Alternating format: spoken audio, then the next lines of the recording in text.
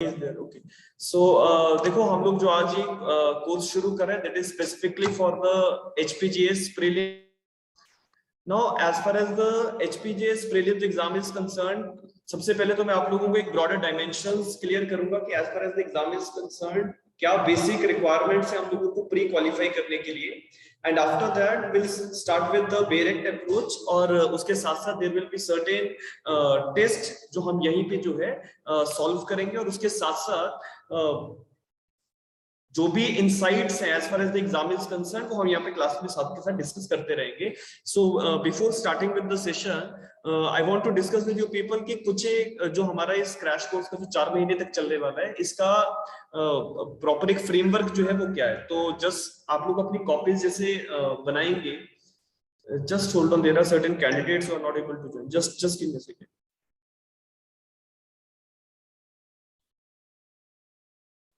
या सो देखो एचपीजीएस 2022 को हम लोग अब टारगेट कर रहे हैं. As far as HPGS 2022 is concern, probabilities are there that exam might come in August end या सितंबर के स्टार्टिंग में एग्जाम आ सकता है, या फिर प्रोबेबिलिटीज तो हैं कि इस बार आएगा.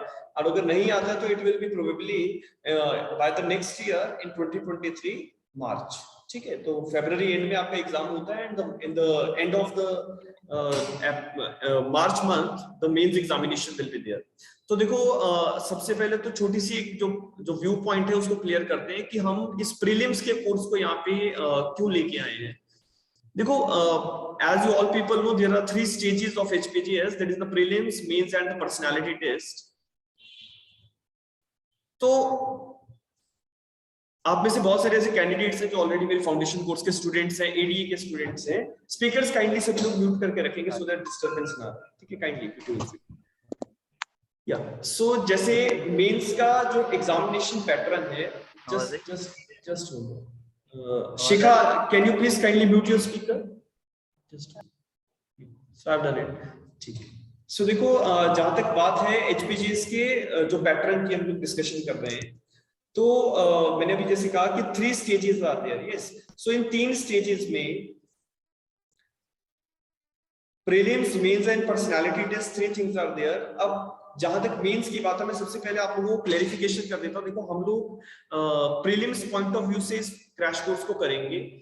अब प्रीलिम्स क्वालिफाई करने के लिए what are the things which are required, मैं 3 चीजों की बात करूंगा क्योंकि हिमाचल का जो पेपर आता है वो थोड़ा सा ट्रिकी रहता है. 50% is Berect based, 50% is we can say conceptual या ऑफ बीट एरिया से सवाल जो है वो पूछे जाते हैं. इसमें screen is visible to everyone? Yes,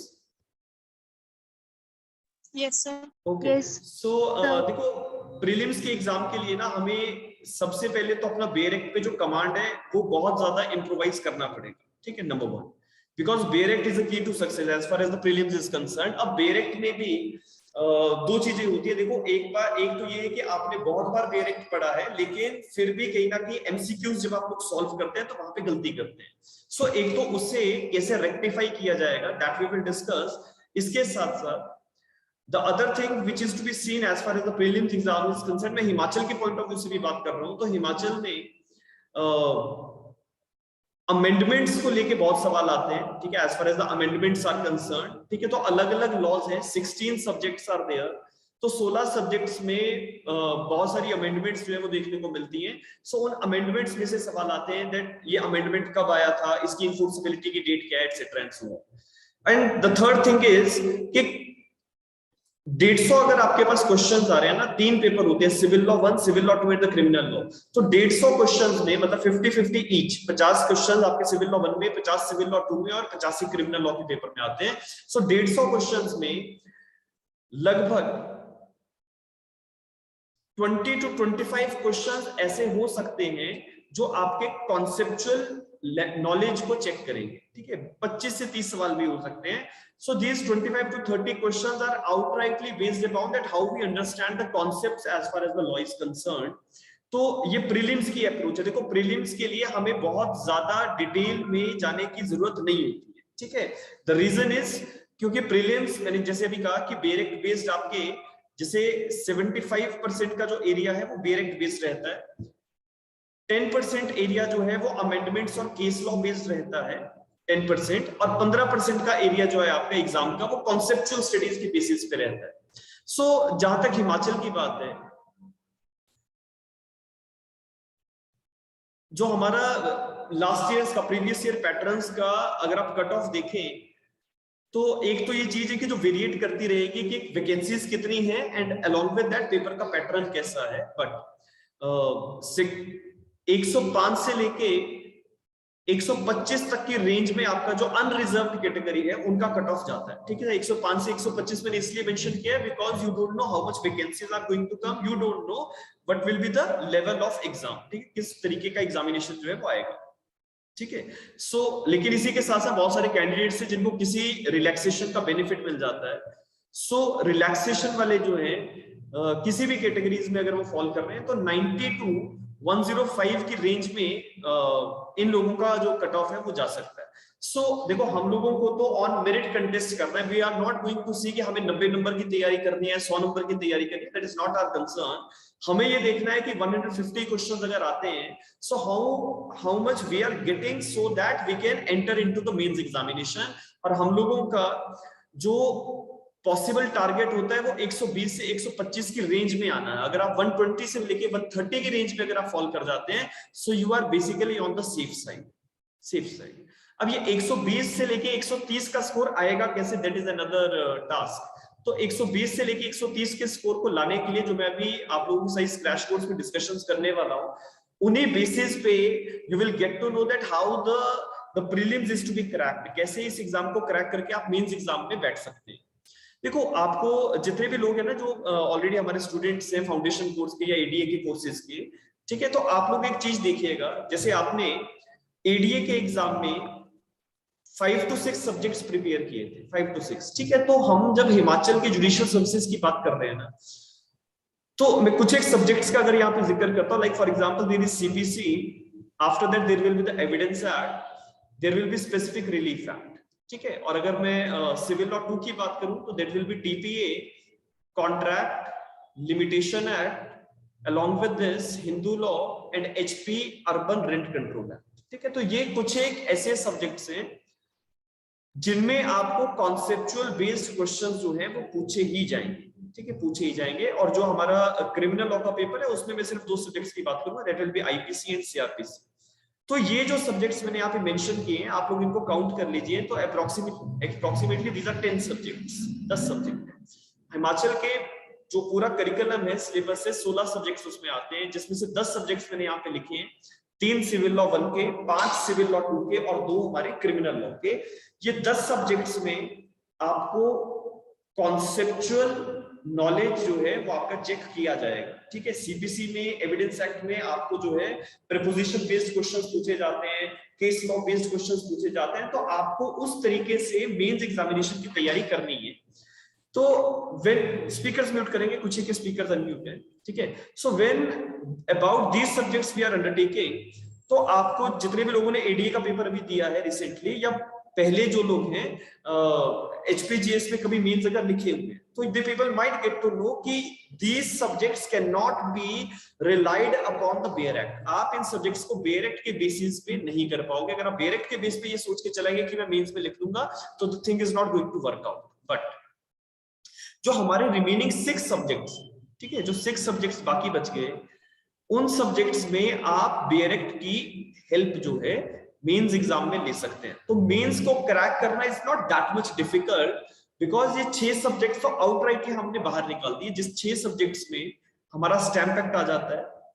there after we can go for HP courts act, thereafter आपका जो वाइल्ड लाइफ एक्ट है, फॉरेस्ट एक्ट है, एक्साइज एंड नेगोशिएबल इंस्ट्रूमेंट। तो नेगोशिएबल इंस्ट्रूमेंट ये थोड़ा बहुत कॉन्सेप्चुअल आपको उसमें आएगा, लेकिन बाकी के जो रिमेनिंग सब्जेक्ट्स है, इन सब्जेक्ट्स में आपको बेयर एक्ट की हेल्प लेनी ही पड़ेगी। And it is in the examination itself the commission will give you the bear act. तो आपको इन सब्जेक्ट्स के लिए मेंस एग्जाम में ज्यादा पेन लेने की जरूरत नहीं होती है। तो जब मेंस की प्रिपरेशन करते हैं तो आपको ये 6 सब्जेक्ट्स जो है ना ये करटेल करने अपनी प्रिपरेशन से, ताकि जो रिमेनिंग 10 सब्जेक्ट्स हैं आप उसमें अपने एफर्ट्स ज्यादा लगा पाए। ठीक है। तो ये स्टार्ट करने की अप्रोच है कि अभी जैसे by today itself we are going to start with IPC. So हम लोग तो क्योंकि आईपीसी को प्रीलिम्स पॉइंट ऑफ व्यू से डिस्कस करेंगे, ठीक है, प्रीलिम्स पॉइंट ऑफ व्यू से, लेकिन इसके साथ साथ as prelims is a gateway to the mains examination, तो आपको प्रीलिम्स में 120 से 130 की रेंज में कैसे जाना है ये हम लोग देखेंगे। आफ्टर दैट अगर आप लोग जैसे एचपीजीएस 2022 को टारगेट कर रहे हैं ना, तो साथ के साथ, क्योंकि मैं तो यहाँ पे जब तक आपका ये कोर्स चलेगा आपकी टेस्ट सीरीज साथ के साथ चलती रहेगी, not only for the objective examination, rather बीच बीच में सब्जेक्टिव पेपर्स भी आप लोगों की कॉन्सेप्चुअल क्लैरिटीज को लेके हम लोग लेते रहेंगे, ठीक है। लेकिन मेंस एग्जाम के लिए आप लोग अगर मेरे स्टूडेंट्स हैं तो you people can go through with the notes whatever we have done in the classes, और those who are not taken the foundation course from me, तो आप लोग जो है जहां से भी आपने पढ़ा है या सेल्फ स्टडी कर रहे हैं, तो वहां से जो भी मटेरियल आप लोगों ने सिनॉप्सिस तैयार किए तो उसको बार बार गो थ्रू करना है, और अगर कहीं पे प्रॉब्लम्स आए तो you people can raise the queries over here and that we can discuss also, ठीक है। तो प्रीलिम्स और मेंस की तैयारी है, एंड लास्ट की जो आपकी स्टेज है that is the personality test. उसमें आपकी बेसिकली जो नॉलेज है as far as the law is concern उसे ज्यादा चेक ना किया जाके आपकी पर्सनैलिटी जो है, whether you are competent to be a judicial officer not, do you have the officer like qualities और नॉट, वो सब चेकआउट किया जाता है। तो that is all together a different thing. So coming to the point, ठीक है, तो हमने जैसे प्रीलिम्स की मैं बात कर रहा हूं, तो प्रीलिम्स में हम लोग क्योंकि सबसे पहले क्रिमिनल लॉ के पोर्शन को उठाने वाले हैं, ठीक है, क्रिमिनल लॉ। तो क्रिमिनल लॉ में first of all I will take up IPC. अब जब हम आईपीसी शुरू करेंगे आज, है ना, तो आईपीसी में एक तो दैट 511 सेक्शंस आर देयर, तो 511 सेक्शंस जो है कंप्लीट हमें नहीं कर रहे हैं हमें, लेकिन कौन सा ऐसा एरिया है जहां से एमसीक्यूज जो है वो बनते हैं।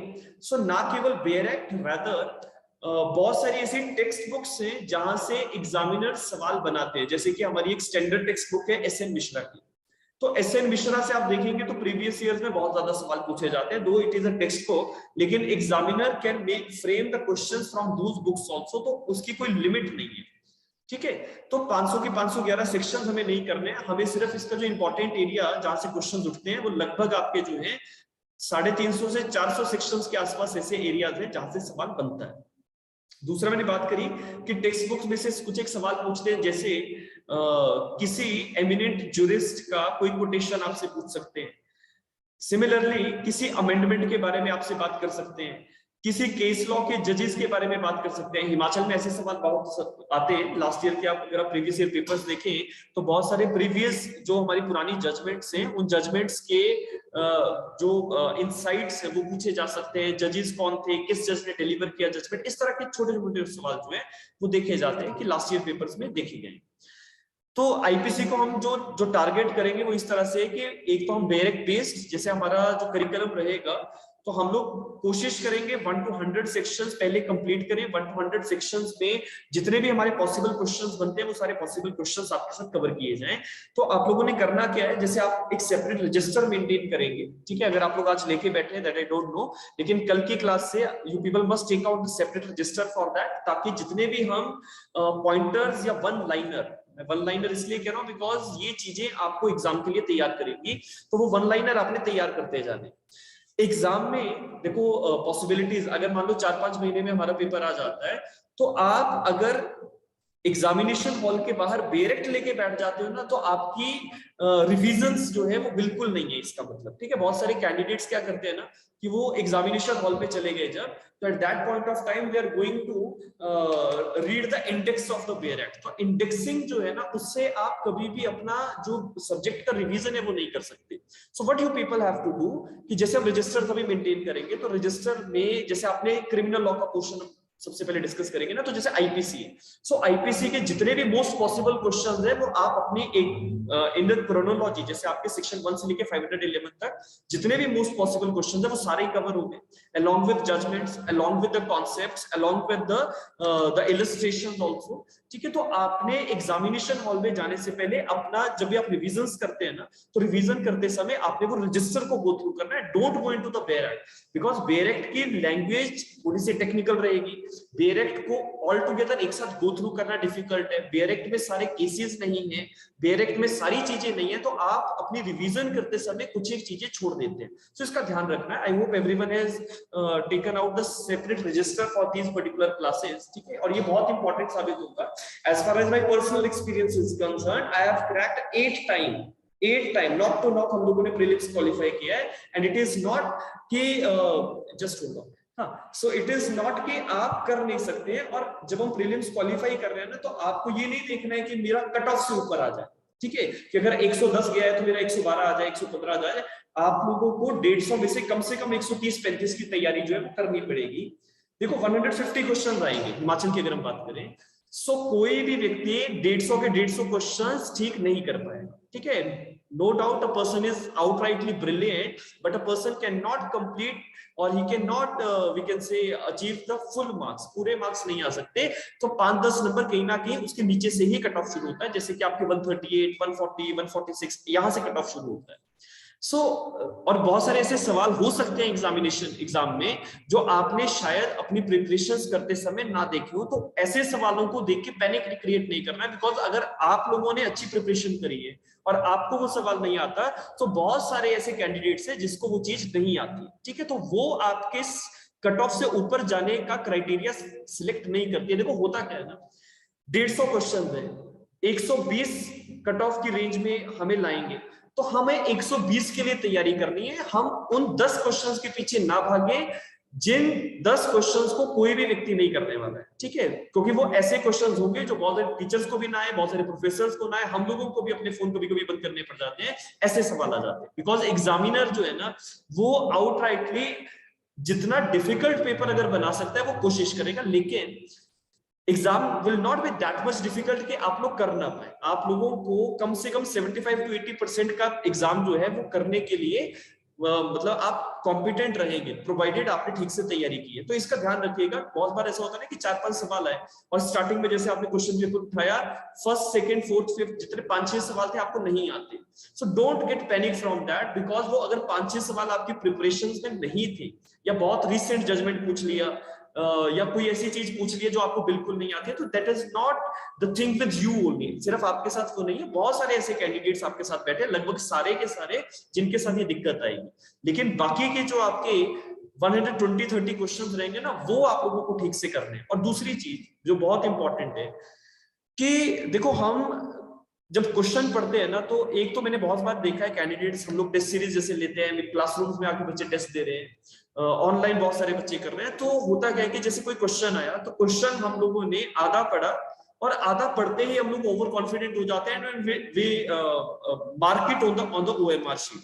लेकिन जब आप पूरा सवाल अगर पढ़े तो एग्जामिनर ने आपसे कुछ और पूछा था, ठीक है, twisting type of a question is there, या एक से ज्यादा ऑप्शंस जो है वो अप्लाई हो सकते हैं।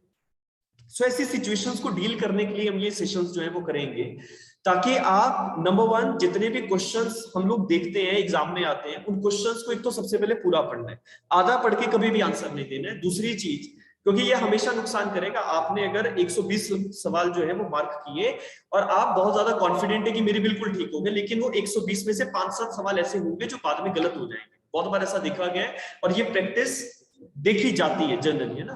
तो आप लोगों ने मतलब कभी भी सवाल पढ़ना है, you must have to go through with the reading of the question. अगर थोड़ा सा टेक्निकल है, थोड़ा सा डिफिकल्ट लग रहा है, तो 2 बार उसको रीड करके ही आंसर करना है। 50 क्वेश्चन करने हैं, 1 घंटे का टाइम है, ठीक है, तो the time is more than sufficient as far as the HP is concerned. बाकी स्टेट्स में टाइम लिमिटेशन कुछ अलग तरीके की होती है, ठीक है। So this will be the criteria. अब जैसे हम आईपीसी शुरू करेंगे, एज पर माय शेड्यूल कम से कम मुझे 7 दिन जो है 7 से 8 दिन आईपीसी के लिए लगेंगे, ठीक है, कम से कम 7 to 8 days, and after that will conduct a test for IPC, ठीक है। जितना भी हम लोग यहाँ पे गो थ्रू करेंगे सेशंस में, as far as the IPC is concerned, उसी के बेसिस पे आप लोग अपना एक टेस्ट जो है वो देंगे। By the next class will start with the CRPC. तो ये पैटर्न जो है ये फॉलो किया जाएगा। Approximately we are going to conduct 60 to 65 session, ठीक है, 60 से 65 क्लासेस हमारी रहेंगी, जिसमें ऑल टुगेदर हमारे 16 के 16 सब्जेक्ट्स जो है वो हम लोग रिवाइज करेंगे, ठीक है, 16 सब्जेक्ट्स रिवाइज करेंगे, प्रोवाइडेड क्योंकि डायरेक्ट बेस रहेगा, प्रीलिम्स पॉइंट ऑफ व्यू से टारगेटेड है। क्योंकि देखो ना, बहुत बार ऐसा होता है कि बच्चे मेंस में लिखने को बहुत अच्छे हैं, लेकिन प्रीलिम्स क्वालिफाई नहीं हो रहा है। जैसे रिसेंटली एचपी में एक बच्चे का सिलेक्शन हुआ था 2017 में, आकांक्षा का। तो आकांक्षा वाज लाइक कि जब आपने प्रीलिम्स दिया तो 150 में से 110 नंबर आए हैं और 110 पे ही कट ऑफ होता है, ठीक है, समझ रहे मेरी बात। लेकिन मेंस एग्जामिनेशन में दैट गर्ल टॉप, ठीक है, उसने टॉप किया। सो अगर वो प्रीलिम्स में एक नंबर से पीछे रह जाती तो वो आज जज नहीं होती। Getting my point. तो इसलिए प्रीलिम्स की अपनी अलग इंपॉर्टेंस है, प्रीलिम्स की तैयारी करने का तरीका अलग है। मेंस के पॉइंट ऑफ व्यू से हमें जो प्रिपरेशन है वो ऑल टुगेदर डिफरेंट तरीके से करनी पड़ती है। मेंस में आपके कॉन्सेप्ट स्ट्रांग होने चाहिए और प्रीलिम्स में आपको एमसीक्यू ठीक से सॉल्व करना आना चाहिए। दोनों का अलग अलग फील्ड है। देखो हम जनरली एक बात कहते हैं जब हम फाउंडेशन कोर्सेज की क्लासेस लगाते हैं ना, कि कभी भी प्रीलिम्स की तैयारी नहीं होती है। प्रीलिम्स की कोई तैयारी नहीं है, तैयारी हम लोग मेंस पॉइंट ऑफ व्यू से ही करते हैं, because we have to understand the concepts of the law. ठीक है, हम लोग अगर 16 सब्जेक्ट हमारे क्लासरूम्स में डिस्कस कर रहे हैं 12 महीने में, तो हम कॉन्सेप्ट समझ रहे हैं। लेकिन ऑल टुगेदर जब अब एक एक सब्जेक्ट होता जाएगा ना, तो approximately we used to take, अगर कोई बड़ा लॉ है तो 35 टू 40 डेज का सेशंस हमारे रहते हैं। हर सेशन 2 से 2.5 घंटे का, 3 घंटे का रहेगा। तो आपके कॉन्सेप्ट स्ट्रांग हो जाएंगे तो आपको automatically prelims point of view से आधे से ज्यादा एरिया कवर हो चुका है। ठीक है, लेकिन आप कॉन्सेप्ट्स में बहुत ज्यादा अच्छे, इसका ये मतलब नहीं है कि आप प्रीलिम्स क्वालिफाई कर जाएंगे, बिकॉज प्रीलिम्स के लिए थोड़ी सी टेक्निकल, थोड़ी सी आपकी जो ट्रिकीनेस है ना, वो आपको लिखनी पड़ती है। तो हम उसी ट्रिकीनेस को रिजॉल्व करने के लिए कि कैसे हम अच्छे मार्क्स के साथ प्रीलिम्स क्वालिफाई कर जाएं और हमें दिक्कत ना आए, और हम लोग जो प्रिपरेशंस कर रहे हैं ना, ताकि हम मेंस में बैठ के पेपर लिख दें, बस उस एग्जामिनेशन हॉल में हम बैठ जाए। मेरी कोशिश ये रहेगी कि आप लोग उस लेवल पे इस बार निकलेंगे। ठीक है, so we are starting with the subject. ठीक है, आप लोग शुरू करेंगे। ठीक है, स्टार्टिंग विद द सब्जेक्ट। देखो, as far as the IPC is concern, कुछ एक छोटी छोटी चीजें जो एग्जामिनेशन अगर होता है जब भी, ठीक है, तो आपको एक बेसिक चीज पूछी जा सकती है। पहला जो सवाल बहुत बार ये पूछा भी गया अर्लियर, कि जो हमारा आईपीसी है ये ड्राफ्ट कब हुआ, किसने ड्राफ्ट किया, मेंबर्स कौन थे, हमारी जो फर्स्ट लॉ कमीशन थी उसके। सो एक छोटा सा यहाँ पे आपकी स्क्रीन पे शो कर रहा होगा, आप इसको लिख सकते हैं, that first draft of the IPC was prepared by the first law commission chaired by Thomas Babington Macaulay, it is TB Macaulay। और फर्स्ट लॉ कमीशन जो एस्टैब्लिश हुआ था दैट इज इन 1834। चेयरमैन जो थे वो लॉर्ड मैकॉले साहब थे, और इस फर्स्ट लॉ कमीशन के जो मेंबर्स थे वो 3 और लोग थे, that is J.M. McLeod, J.W. Anderson and F. Millet. ठीक है, तो इन तीनों को जो है इनका नाम आप लोग लिख लें। हिमाचल में लास्ट ईयर ये सवाल पूछा गया था कि फर्स्ट लॉ कमीशन में कौन कौन से मेंबर से, तो मतलब सवाल ये था कि इनमें से कौन सा व्यक्ति फर्स्ट लॉ कमीशन का मेंबर नहीं है। ठीक है, सो ये बेसिक सा एक छोटा सा सवाल जो शुरू करने से पहले आप लोगों को पता होना चाहिए, that as far as the IPC is concern, the first law commission is drafted chaired by Thomas Babington Macaulay, and along with that the members of the law commission were J.M. MacLeod, G.W. Anderson and F. Millett। ठीक है, और ये establish हुआ था हमारा first ये जो law commission था इन 1834। ठीक है, so I hope it is being written by you people. लिख लिया सभी लोगों ने ना? ठीक है, इसके साथ देखो छोटी छोटी चीजें, आप लोग कहेंगे कि सर ये तो बेसिक्स है, लेकिन आपका, क्योंकि आप जब कॉपी तैयार कर रहे हैं ना, तो हमें एक एक चीज रेगुलेट करनी है, एक एक चीज, क्योंकि बिकॉज बेरेक्ट में ये सारी चीजें नहीं होगी। बेरेक्ट में ये नहीं लिखा होगा कि आपकी फर्स्ट लॉ कमीशन के मेंबर्स कौन कौन थे। ठीक है, नंबर 2 कि हमारा जो आईपीसी का जो लॉ है, it was drafted in the year 1860 है ना। 6 अक्टूबर 1860 को ये लॉ जो था ये इनैक्ट हुआ था। 6 अक्टूबर 1860, कॉपी पे लिखते जाएंगे, 6 October 1860 this law was enacted. But इसकी जो इन्फोर्सेबिलिटी की डेट है, यहाँ पे बहुत लोग गलती कर जाते हैं, because as far as the IPC is concern directly वहां पे मेंशन नहीं किया गया है। तो जस्ट या सो as far as the date of enforceability of the IPC is concerned, it is 1st of January 1862। तो आपको 2 तरीके से एग्जामिनर सवाल पूछता है, कि या तो ये पूछ लेगा कि आईपीसी इनैक्ट कब हुआ था। ठीक है, इनैक्ट कब हुआ था, तो इनैक्टमेंट की डेट है 6 अक्टूबर 1860। ठीक है, and when it comes to कि ये किस डेट पे इन्फोर्सेबल हुआ है, तो 1862 1st of January। तो this is the date on which the IPC was we can say came into force। चलिए, सो इसके साथ साथ अब 2-3 चीजें मैं आपको डिस्कस यहाँ पे करता जाऊंगा, आप लोग अपनी कॉपीज पे इनको रेफर करते रहेंगे। देखो, हमें बहुत बेसिक चीजें मैं यहाँ पे पहले बताना चाहूंगा। जैसे सवाल पूछ लेते हैं कि मेंजरिया, ठीक है, कौन से केसेस में मेंजरिया से कोर्ट ने रिलेट किया है, या which of the following judgement is based upon the mistake of fact, mistake of law, इस तरह के बेसिक सवाल आते हैं। स्ट्रिक्ट लायबिलिटी का प्रिंसिपल क्या है, ठीक है, स्ट्रिक्ट लायबिलिटी का प्रिंसिपल कौन से लॉ के अंदर मेंशन किया गया है, ठीक है, पुरानी जो जजमेंट्स हमारी इंग्लिश कोर्ट्स की, उनकी बात की जाती है।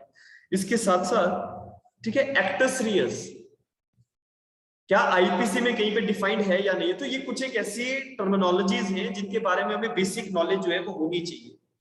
और जैसे हमारे कुछ एक मैगजीन्स हैं, आईपीसी में बहुत सारे मैगजीन्स की बात की जाती है, तो वो मैगजीन्स भी हमें यहाँ पे साथ साथ रिलेट करने पड़ेंगे। सो द बेसिक मैगजीन, मेरे ख्याल से सभी लोग इसका आंसर जो है बहुत अच्छे से दे सकते हैं, that is actus non facit reum nisi mens sit rea, ठीक है, एक्टस नॉन फेसिड रियम निसी मेंसेट रिया। अब ये जो मैगजीन है, इसका जर्नल मीनिंग आप सभी लोगों को पता होगा, that criminal liability must be accompanied with the guilty mind. इस criminal liability must be accompanied, criminal liability must be accompanied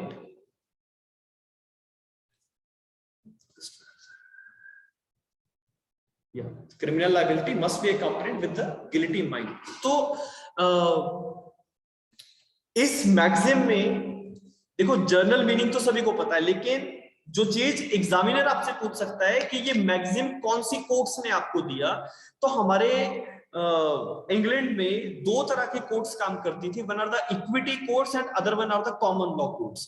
तो हमारा ये जो मैगजीन है, एक्टस नॉन फेसिड रियम निसी मेंसेट रिया, ये कॉमन लॉ कोर्ट्स का प्रिंसिपल है, कॉमन लॉ कोर्ट्स, ठीक है। कॉमन लॉ कोर्ट्स और इक्विटी कोर्ट्स दो अलग अलग कोर्ट्स हुआ करते थे इंग्लैंड में। इक्विटी की कोर्ट जो थी वो जस्टिस के प्रिंसिपल्स पे काम करती थी। जस्टिस मतलब कि आपके पास कोई कानून नहीं है, लेकिन इक्विटी क्या डिमांड करती है, फेयरनेस क्या डिमांड करती है, उसके बेसिस पे जजमेंट्स आती थी। और कॉमन लॉ कोर्ट्स थी जो लॉ की इंटरप्रिटेशन करने के बाद डिसीजंस दिया करती थी। तो कॉमन लॉ कोर्ट्स ने ये मैगजीन जो था ये डेवलप किया था, that is actus non facit reum निसी मेंसेट रिया, ठीक है। लिख लिया सभी लोगों ने, ठीक है। तो कॉमन लॉ कोर्ट्स लिख लेना, यहां से पूछ सकते हैं ना कि कौन सी कोर्ट ने बताया, तो आप लोग वहां पे कंफ्यूज हो जाओगे कि आपको मैगजीन तो पता है, मीनिंग भी पता है, लेकिन कहां से ये डेवलप हुआ वो नहीं पता। तो कॉमन लॉ कोर्ट्स यहाँ पे आप लिख लेंगे। नंबर 2, एक बहुत इंपॉर्टेंट प्रिंसिपल है हमारे आईपीसी के अंदर, that is the principle of strict liability. अब ये स्ट्रिक्ट लायबिलिटी के प्रिंसिपल की जब हम बात कर रहे हैं तो ये होता क्या है, just give me a second. Yeah. So, look, as far as the principle of strict liability is concerned, अगर हम इसको सिंपल टर्मिनोलॉजीज में कहें तो आईपीसी के अंदर most of the offences are those in which the mens rea and actus reus are required. अब ये मेंस रिया और एक्टस रियस वर्ड हमारे आईपीसी के अंदर कहीं पे लिखे नहीं है, लेकिन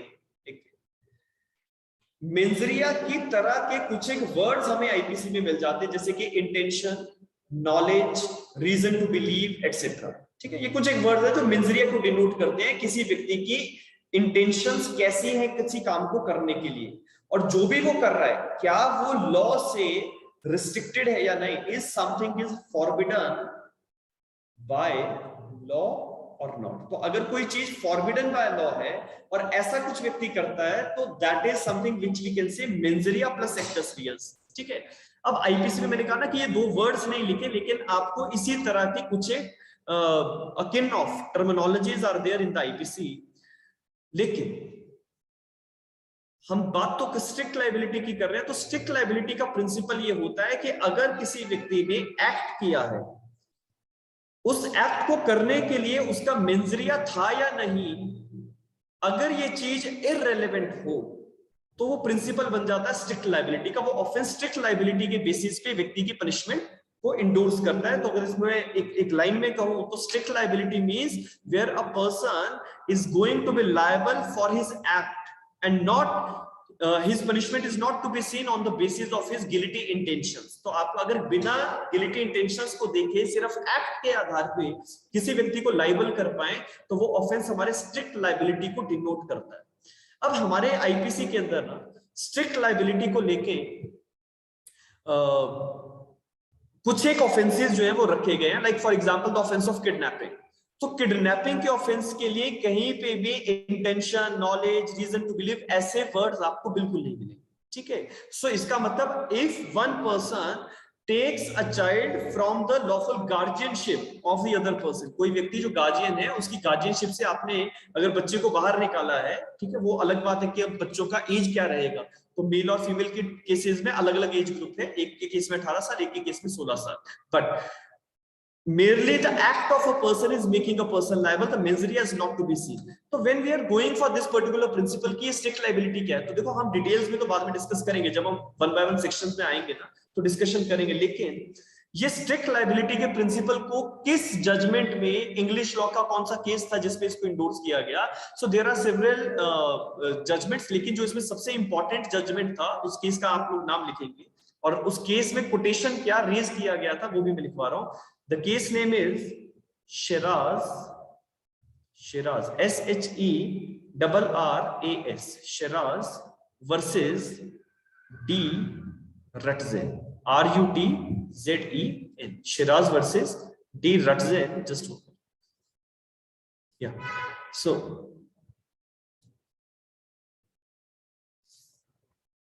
yeah, it is Shiraz versus D. Rutzen, and in this particular case जो बहुत famous quotation English courts ने रखा था वो ये था, write down that in every case mens rea is implied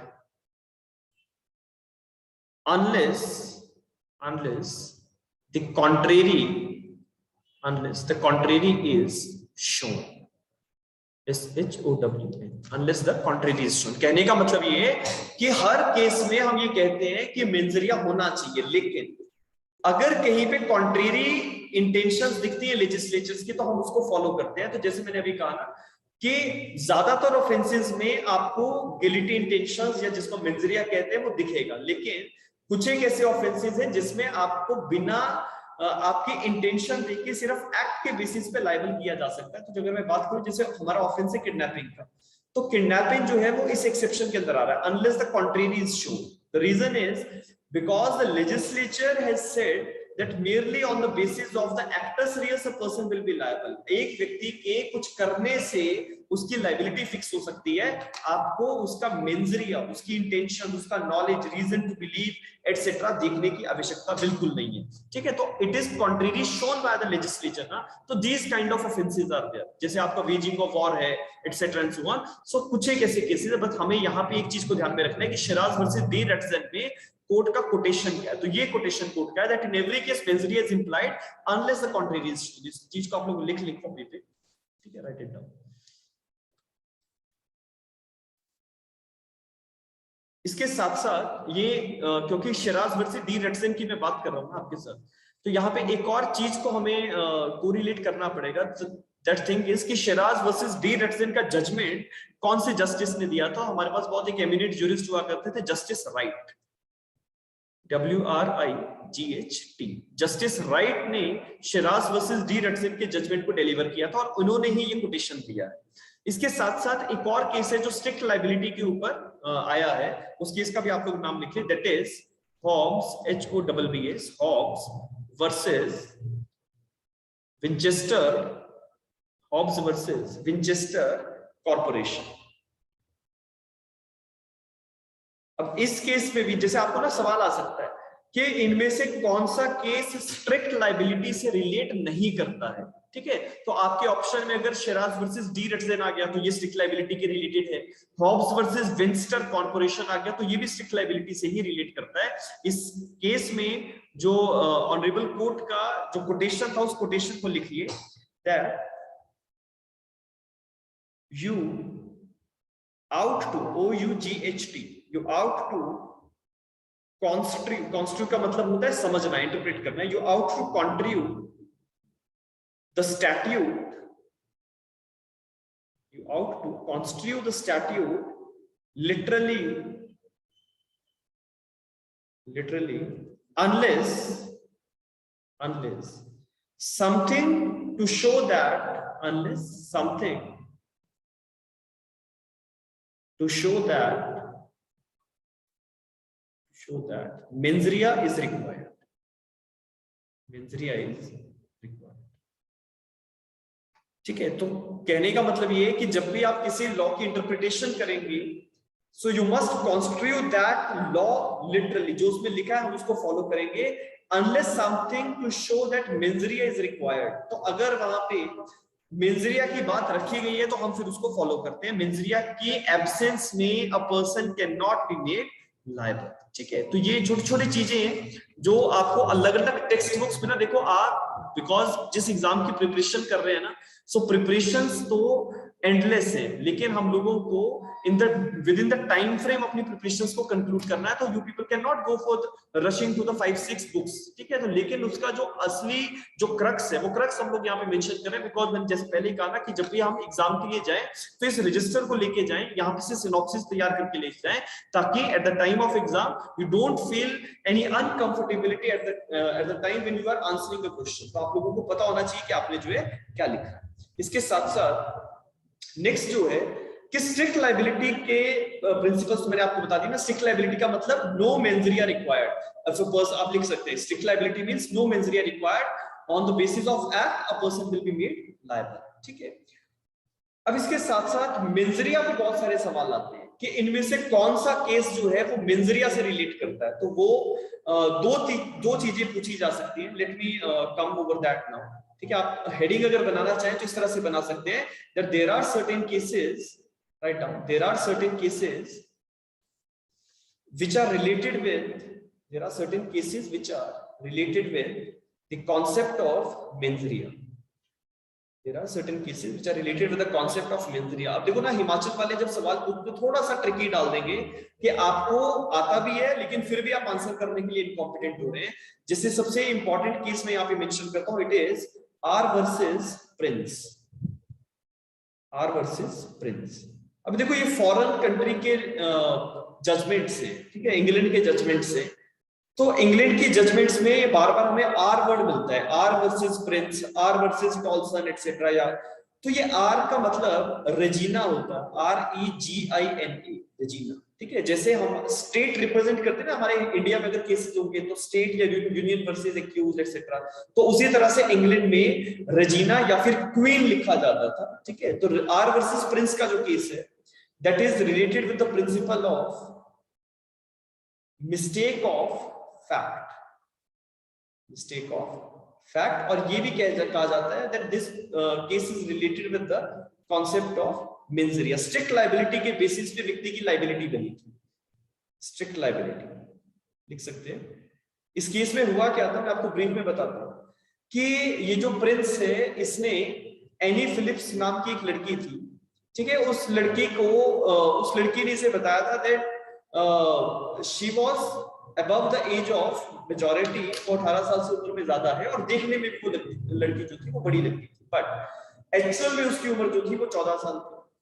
and this person Prince taken out Annie Phillips, ठीक है, उसको लेके जो है ये घूमता रहा और बाद में इसको जो पकड़ा गया तो इसके अगेंस्ट एलिगेशंस लगे और कहा गया कि इसने उसका किडनैप किया। तो इसने कहा कि सर मेरा तो कोई मेंस रिया नहीं था, ठीक है, मेरी तो कोई गिल्टी इंटेंशंस नहीं थी। तो कोर्ट ने कहा कि आप क्योंकि किडनैपिंग करते हैं, और इंडिया की बात नहीं कर रहे हैं हम, फॉरेन लॉ की बात कर रहे हैं। तो कोर्ट ने कहा कि फॉरेन में भी उस टाइम पे कि किडनैपिंग के ऑफेंस के लिए the mens rea of the person is not required to be seen. हम ये नहीं देखेंगे कि आपने जिस महिला को आप लेके गए हैं क्या वो महिला 18 साल से उम्र में कम थी, ज्यादा थी, क्या आपको इसकी जानकारी थी, नहीं थी, एटसेट्रा एंड सो ऑन। तो कोर्ट ने कहा because you have done an act, you have taken out that lady out from the lawful guardianship of their guardian and therefore you are liable for the offense of kidnapping.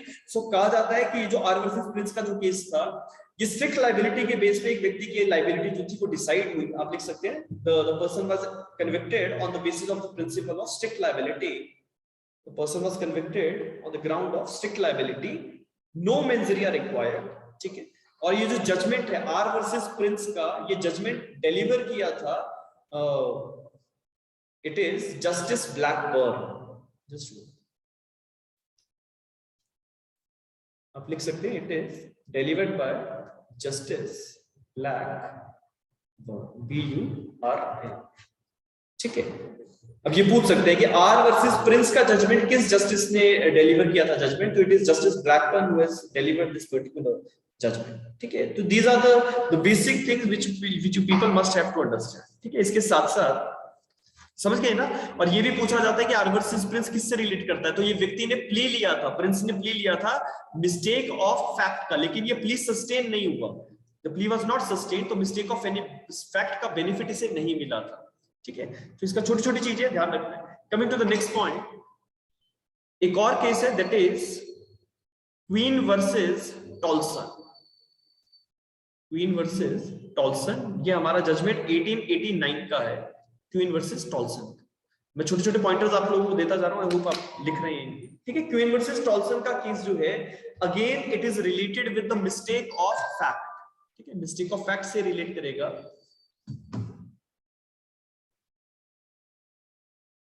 और इस case में हुआ क्या था, मैं general sense में आपको समझाता हूँ, बाद में मैंने जो सिनॉप्सिस रेडी हम लोग कर रहे हैं तो उसमें आपको ब्रीफ जो है जजमेंट्स का वो साथ साथ आपको मिलता जाएगा। इस केस में ये हुआ कि एक लेडी है, उनके हस्बैंड जो थे वो किसी मतलब ही वॉज नॉट प्रेजेंट, ठीक है, वो काफी टाइम से जो थे अवेलेबल नहीं थे, and the time passes away, 7 साल का पीरियड निकल गया, और 7 साल के बाद लोगों ने ये सोचा कि दैट पर्सन इज डेड, तो मिसेस टॉल्सन ने सेकेंड मैरिज कर ली, ठीक है। जब सेकेंड मैरिज इन्होंने करी तो इनके जो पुराने हस्बैंड थे जो गायब हो गए थे वो वापस आ गए। तो जब वापस आए तो उन्होंने अपनी वाइफ के ऊपर एक केस फाइल कर दिया बाइगैमी का, ठीक है। तो अब कोर्ट के अंदर केस गया, कोर्ट ने कहा कि मिसेस टॉल्सन ने जब सेकेंड मैरिज को अंडरगो किया तो उस टाइम पे she was under the belief that her husband is no more, ठीक है। और क्योंकि लॉ का प्रिजम्पशन होता है ना कि अगर एक व्यक्ति 7 साल से ज्यादा प्रेजेंट नहीं है, you have not heard about the whereabouts of a person from last 7 years, it will be presumed that the person is dead, ठीक है। तो इस केस में मिसेस टॉल्सन को मिस्टेक ऑफ फैक्ट का बेनिफिट जो था वो दिया गया था, तो इसको आप लिख सकते हैं। अगेन मेंजरिया की एब्सेंस थी यहाँ पे, वो बाइगैमी करना नहीं चाहती थी, तो मिस्टेक ऑफ फैक्ट या फिर जो है मेंजरिया से रिलेटेड ये जजमेंट्स जो है ये पूछी जाती हैं कि which of the following case is related with the mens rea, या which of the following case is related with the mistake of fact. तो Queen versus Tolson 1889 is related to this, ठीक है। सो एक छोटा सा प्रिंसिपल हम लोगों को जब आप लॉ पढ़ते थे, एकेडमिक्स में पढ़े होंगे या मेरे पास जो पढ़ते थे, या अदरवाइज आप लोग अगर सेल्फ स्टडीज भी कर रहे हैं या कहीं से भी पढ़ रहे हैं, सो एक बेसिक प्रिंसिपल बताया जाता है that mistake of fact is an excuse but mistake of law is not an excuse। तो वो मिस्टेक ऑफ लॉ के ऊपर आते हैं। देखो as far as the mistake of law is concerned, एक बहुत important judgment mistake of law को लेके लाइमलाइट में रहा, और बहुत बार ये पूछा भी जाता है प्रीवियस ईयर पेपर, अगर आप अलग अलग स्टेट्स की देखें तो वहां पे ये सवाल आता है कि स्टेट ऑफ महाराष्ट्र, इसका नाम लिख लेंगे, it is state of Maharashtra versus M.H. George, state of Maharashtra versus M.H. George 1965 supreme court का जजमेंट, ठीक है। State of Maharashtra versus M.H. George 1965 supreme. अब इस केस में ऑनरेबल सुप्रीम कोर्ट ने जो व्यू पॉइंट दिया था वो ये है, आप लिख सकते हैं that ignorance of law is no excuse, ignorance of law is no excuse. And when this particular phrase was being given by Honorable Supreme Court, उसके पीछे का जो व्यू पॉइंट था वो कुछ इस तरह से है। देखो ऑनरेबल सुप्रीम कोर्ट के सामने जब ये केस आया तो केस के जो फैक्ट्स थे वो इस तरह से थे कि एक व्यक्ति है जो हमारा एक्यूज्ड है M.H. जॉर्ज, ये एक कंट्री से इसने फ्लाइट ली, और फ्लाइट लेने के बाद इसको ना फिलीपींस जाना था, ठीक है। तो when he was on the flight, तो ये क्या कर रहा था कि अपने साथ इसने ना कुछ गोल्ड एटसेट्रा जो था वो साथ में लेके आ रहा है। तो जो इसका प्लेन था वो प्लेन हॉल्ट के लिए इंडिया में मुंबई में रुकना था, लेकिन इसे पता नहीं था, and this person was landed in the Mumbai airport. तो जो बॉम्बे एयरपोर्ट में रुकना था तो वहां पे एक डिक्लेरेशन फॉर्म भरना था। डिक्लेरेशन फॉर्म में ये भरा जाएगा कि आप अगर फॉरेन कंट्री से आ रहे हैं तो आप क्या लेके आ रहे हैं। Now this person does not declare the things over there. एक तो इसने डिक्लेरेशन नहीं किया क्योंकि इसने कहा कि मैं तो इंडिया में तो मुझे रहना नहीं है, मैं तो कहीं और जा रहा हूं। ये फ्लाइट सिर्फ हॉल्ट के लिए, थोड़े समय के लिए मुंबई में रुकी। लेकिन जब इस व्यक्ति, फिर कस्टम अथॉरिटीज को पता लगा, ऐसा कुछ इंफॉर्मेशन मिली, तो उन्होंने इस व्यक्ति का सर्च किया, जिसमें से इसके पास बहुत सारी ऐसी चीजें मिली जो इंडिया में कस्टम्स एक्ट जिसके ऊपर अप्लाई होता था, तो स्मगलिंग के ग्राउंड्स पे इस व्यक्ति के ऊपर एलिगेशंस लगे और इंडिया में ट्रायल शुरू हो गया। एमएच जॉर्ज ने सुप्रीम कोर्ट के पास और इवन द ट्रायल कोर्ट्स के सामने ये प्ली रेज किया कि सर मैं तो इंडिया में आ ही नहीं रहा था, मैं तो किसी फॉरेन कंट्री में जा रहा हूं, और क्योंकि मेरा इंडिया में ना आना उद्देश्य था, ना मुझे पता था कि इंडिया में फ्लाइट रुकेगी, तो मुझे इंडिया में लायबल क्यों किया जा रहा है। तो कोर्ट ने कहा कि देखो, आपको अगर किसी भी कंट्री के जुरिस्डिक्शन में अगर आप हैं, तो आपको उस कंट्री के कानून के बारे में जानकारी होनी चाहिए। तो अगर आपको डिक्लेरेशन फॉर्म भरने के लिए दिया, तो आपने उसमें फैक्ट्स को कंसील क्यों किया।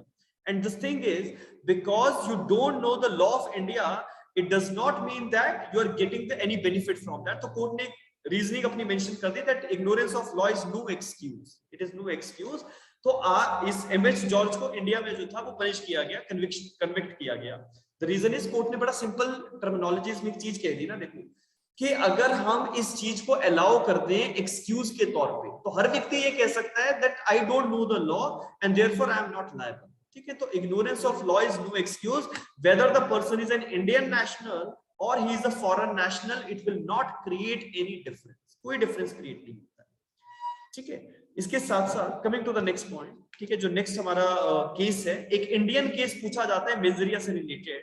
मैं उसका नाम आप लोगों को दे रहा हूं, write down the name of the case. It is Nathulal, NATHU, Nathulal versus state of Madhya Pradesh, 1966 supreme court. Nathulal versus state of MP, 1966 supreme court.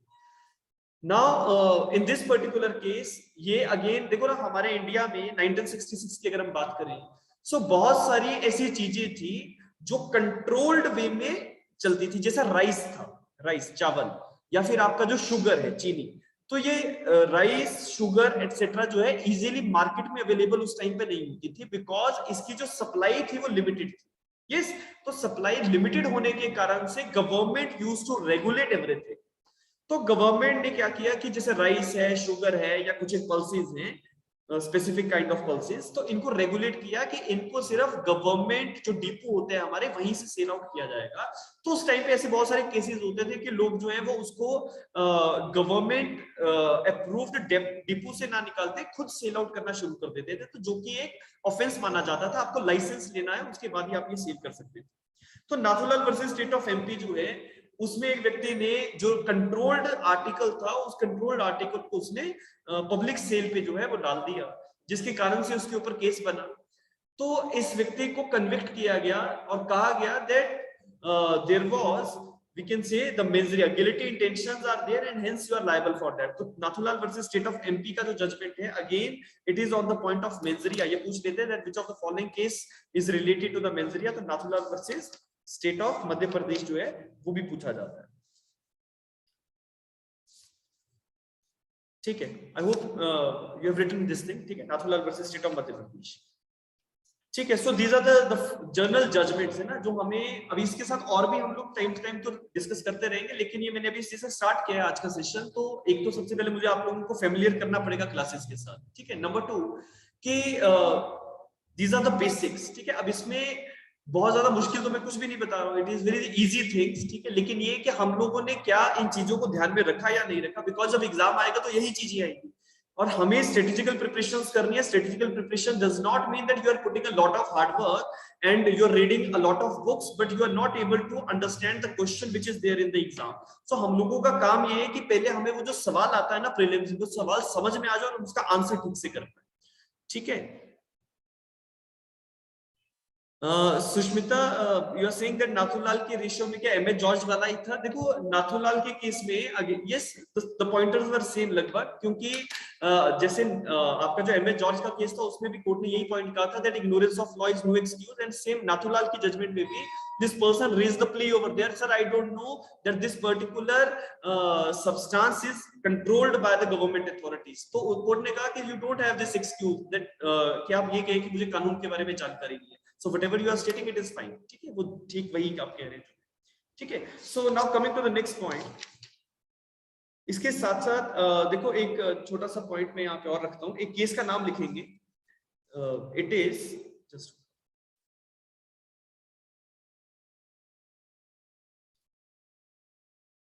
Is Srinivasmal Baroliya versus emperor. ये पुराना केस है, ठीक है, Srinivasmal Baroliya versus emperor.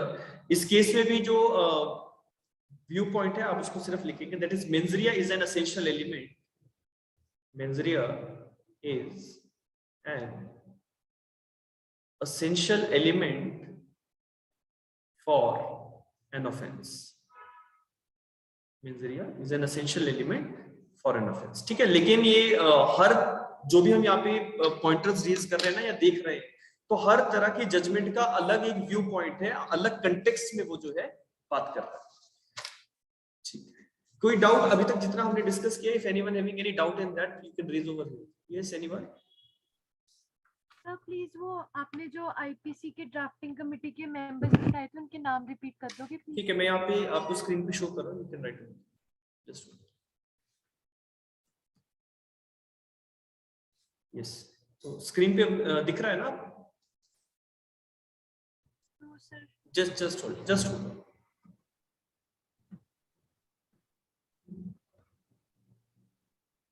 yes, you can write it down, ठीक है। First draft of Indian penal code was prepared by first law commission chaired by Thomas Babington Macaulay, established in 1834. Chairman was Lord Macaulay and the other members were J.M. MacLeod, G.W. Anderson and F. Millett. इनको लिखो। Excuse me, sir. Yes. Sir, would be getting this PDF in the group, like? हाँ, मैं देखो हम लोग अभी ये जो पूरा मैंने सेट बना रखा है ना, क्विक रिवीजन का ये सेट है, तो जब हम लोग आईपीसी के ऑल टुगेदर 1 से लेके 100 सेक्शंस तक जब कवर कर लेंगे, ठीक है, 1 to 100, so thereafter I will share it with you people. ये जो फर्स्ट वाला पेज है ना, ये तो मैं कर ही दूंगा, लेकिन the other things I can not share with you people right now, because उसमें बहुत सारी ऐसी चीजें जो हमें within the classes we have to discuss, बहुत सारे क्वेश्चंस हैं जो क्वेश्चन समझ के हमें आंसर करने, तो पूरा पीडीएफ तो नहीं मैं दूंगा, वो कम से कम 150 पेजेस का पीडीएफ है, लेकिन जो फर्स्ट पेज है मैं आज शेयर कर दूंगा, ठीक है। जब सेक्शन नंबर 1 से लेके 100 तक कवर हो जाएगा ना, then we'll share it in the app itself, ठीक है। आप सभी लोगों ने एप्लीकेशन डाउनलोड कर रखा होगा, वहां पे शेयर हो जाएगा, ठीक है। सो उसमें ये हो सकता है कि जैसे आप टाइम टू टाइम जब रिविजन्स करेंगे ना, तो यहाँ से बहुत सारे वन लाइनर्स आपको मिल जाएंगे, बहुत सारे सवाल मिल जाएंगे, जिसको आप गो थ्रू जब करें तो कहीं पे भी अगर फ्लॉ था या आप क्लास में अगर नहीं आए हैं तो वो चीज कवर हो जाएगी, ठीक है। So now coming to the bare act now, ठीक है, थोड़ा सा बेयर एक्ट की तरफ चलते हैं। देखो हमारे पास मैं चलो छोटे छोटे से क्वेश्चंस पूछता जाऊंगा, you people try to answer that. हमारे आईपीसी में इंट्रा टेरिटोरियल ऑपरेशंस की बात जो है वो कहाँ पे रखी गई है? आप लोग यहाँ पे मैसेज करने का एक बॉक्स होता है ना, वो लिखेंगे तो वहां पे आंसर कर सकते हैं। Where is the intra territorial operations of IPC is being mentioned? Sir section 2। Section 2। Ravinder ji section 4 कह रही है। रविंदर जी सेक्शन 4 में इंट्रा टेरिटोरियल नहीं है, एक्स्ट्रा टेरिटोरियल ऑपरेशंस है। तो एक सवाल जो था दूसरा यही बनता था कि एक्स्ट्रा टेरिटोरियल ऑपरेशंस आईपीसी में कहां पे रेगुलेटेड है? तो extra territorial operation is being given in section number 4 and intra territorial operation is being given in section number 2। तो देखो मैं आपको एक क्रोनोलॉजी समझाता हूं, पहले सेक्शन नंबर 2, 3 एंड 4 को समझना कैसे है। सेक्शन नंबर 2 ये कह रहा है कि within the limits of India we can say, जहां तक आपका आईपीसी एप्लीकेबल है, अगर उस जुरिस्डिक्शन के अंदर कोई भी ऑफेंस होता है आईपीसी विल बी रेगुलेट, ठीक है। आईपीसी के अकॉर्डिंगली हम जो है ऑफेंस को रजिस्टर करके जो भी चार्जेस बनते हैं वो बनाएंगे।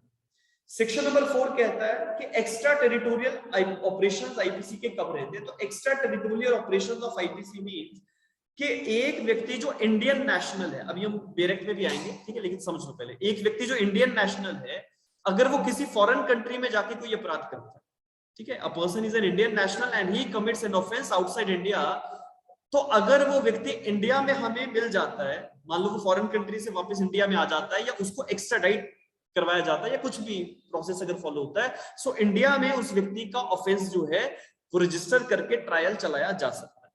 तो यहां से एक समस्या उठती है, क्योंकि उसने अपराध तो फॉरेन कंट्री में किया है, offence is being committed in the foreign country, then how the trial will be conducted in India. तो इसका जवाब आपको सेक्शन नंबर 3 आईपीसी देता है। सेक्शन 3 आईपीसी ये कहता है कि अगर किसी व्यक्ति ने आउटसाइड इंडिया ऑफेंस किया है और उसका ट्रायल हमें इंडिया में चलाना है, तो हम ये मानते हैं कि जहां पे भी वो इंडिया में मिला है, wherever that person is found in India, over that particular place the offense has been committed।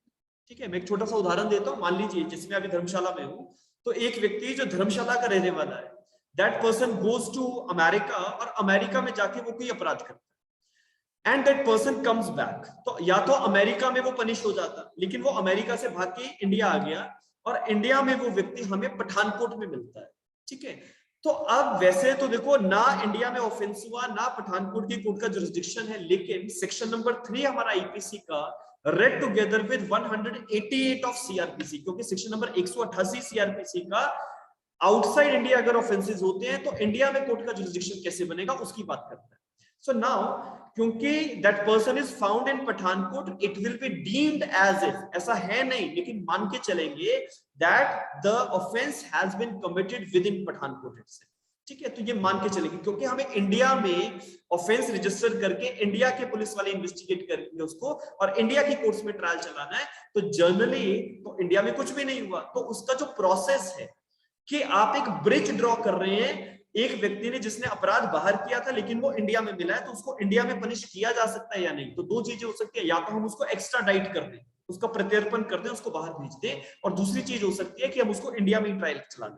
तो अगर इंडिया में ट्रायल चलाना है तो उसका तरीका क्या है? तरीका है section number 3 red together with 188 CrPC. तो ये सवाल पूछ लेते हैं एग्जाम में कि अगर किसी व्यक्ति फॉरेन नेशनल ने फॉरेन कंट्री में ऑफेंस किया और उसका इंडिया में ट्रायल चलाना है, तो आईपीसी के कौन से सेक्शन लगेंगे या सीआरपीसी का कौन सा सेक्शन लगेगा? तो सीआरपीसी का 188 ये बताता है inquiry and trial of the offences committed outside India, and section number 3 will tell you that how the court will get the jurisdiction. तो it will be deemed as if, मान के चलेंगे that the offence has been committed wherever that person is found. ठीक है, तो मैं एक छोटा सा काम करता हूं, आप लोग अपने अपने बेरेक्स अगर निकालें, जस्ट टिक इट आउट।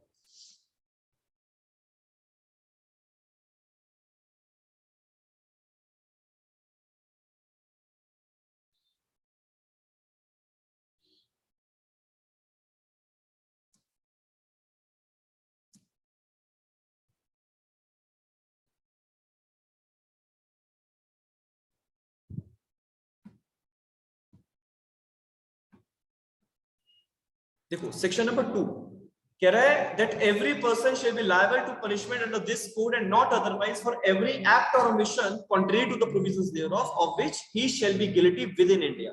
तो अगर वो विद इन इंडिया वो गिल्टी है तो उसका जो पनिशमेंट है वो आईपीसी के अकॉर्डिंगली हम लोग फिक्स करवा सकते हैं। सेक्शन नंबर 2 साइड पे लिख लेना, intra territorial operations of IPC, intra territorial operation. इसके साथ साथ सेक्शन नंबर 4 पे आप आओ सीधा, सेक्शन नंबर 3 को बाद में पढ़ते हैं, पहले सेक्शन 4 समझ में आएगा तभी सेक्शन 3 बताएगा कि ब्रिज कैसे डेवलप होता है। सेक्शन 4 कह रहा है the provisions of this code that is IPC also apply to any offense committed by any citizen of India in any place without and beyond India।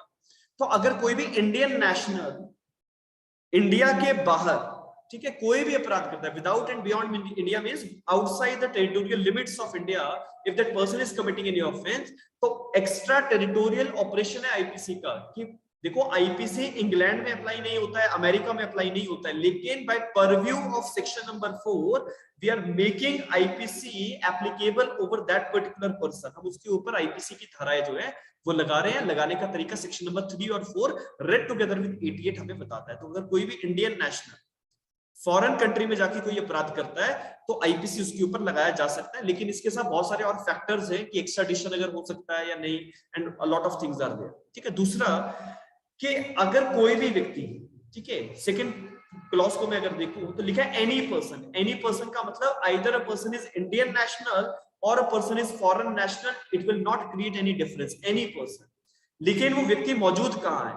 Indian ship या Indian aircraft में, ठीक है, मतलब the ship और aircraft is registered within India, तो ऐसे व्यक्ति के ऊपर आईपीसी की धाराएं लगाई जा सकती है। देखो कोई भी हमारा जैसे इंडियन एयरलाइंस का एयरक्राफ्ट है, वो एयरक्राफ्ट अगर फॉरेन कंट्री में है, जैसे मान लो अमेरिका में है, कहीं और है, और उस एयरक्राफ्ट के अंदर अगर कोई ऑफेंस होता है तो वो इंडिया की जुरिसडिक्शन मानी जाती है और उस व्यक्ति का ट्रायल जो है वो इंडिया के अंदर चल सकता है और जो चार्जेस है वो आईपीसी के अकॉर्डिंगली हम लोग फ्रेम करवा सकते हैं। लेकिन समझ गए ना? तो section number 2 will tell you the intra territorial operation की जहां तक आईपीसी एप्लीकेबल है within the territory of India, वहां पे अगर कोई अपराध हो रहा है तब क्या होगा। इंडियन नेशनल बाहर जाके ऑफेंस करता है तो भी उसके ऊपर आईपीसी लग सकता है। फॉरेन कंट्री का नेशनल या Indian national outside India Indian ship या एयरक्राफ्ट के अंदर अगर ऑफेंस करता है तो भी आईपीसी अप्लाई होगा। तो एक्स्ट्रा टेरिटोरियल ऑपरेशंस की बात सेक्शन नंबर 4 के अंदर है। अब इसके बाद जैसे मैं अब जितने भी लोग यहाँ पे फाउंडेशन कोर्स वाले हैं ना, दे पीपल माइट अंडरस्टैंड कि जब हमने फर्स्ट या सेकंड सेशन आईपीसी का लगाया होगा तो we have done a detailed overview over this particular area और कम से कम 2 घंटे का सेशन हमारा इस पे रहता है। But coming to the crux, because in England और इन अमेरिका और in Canada IPC is not applicable, IPC तो विद इन इंडिया अप्लाई होता है ना, तो आपने आईपीसी अप्लाई करना कैसे है। So section number 3 will draw a bridge over that, ठीक है, वो रास्ता बना के देगा कि कैसे हम ऐसा कर सकते हैं। समझते हैं सेक्शन नंबर 3 क्या कह रहा है, just take it out.